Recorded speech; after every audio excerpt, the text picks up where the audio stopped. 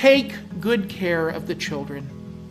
Those were the last words Isaac Davis spoke to his wife as he headed off to war. Hannah Davis later recalled how serious her husband was earlier that morning as he and his men made final preparations for the impending fight, as if he already knew his fate. Mere hours later, he was shot and killed on the battlefield. A British musket ball struck him in the heart in the early volleys of the battles of Lexington and Concord. On April 19, 1775, he was among the first Americans to die in the Revolutionary War.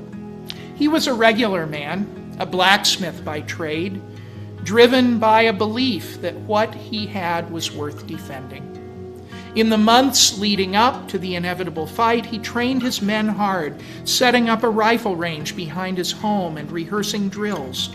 He labored to make bayonets for his unit. As word spread through the villages and towns that the British were coming, Captain Isaac Davis gathered the Acton Minutemen in his home to eat an early breakfast and prepare for the march to Concord. He knew the cost of freedom, and he was willing to pay for it. And for 250 years, others have done the same. They left their families. They left their homes.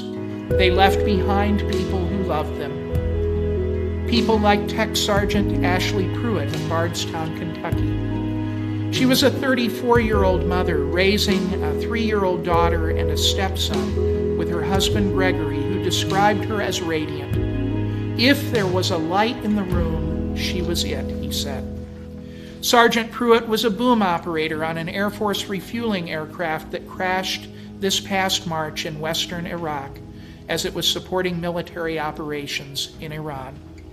She was one of 6 service members to die in that crash. The most recent among the more than 1.3 million United States service members who have died in American conflicts since the opening shots of the Revolutionary War. From Isaac Davis to Ashley Pruitt, we pause today to remember and reflect on each and every life sacrificed for this country. We honor a promise to never forget their service.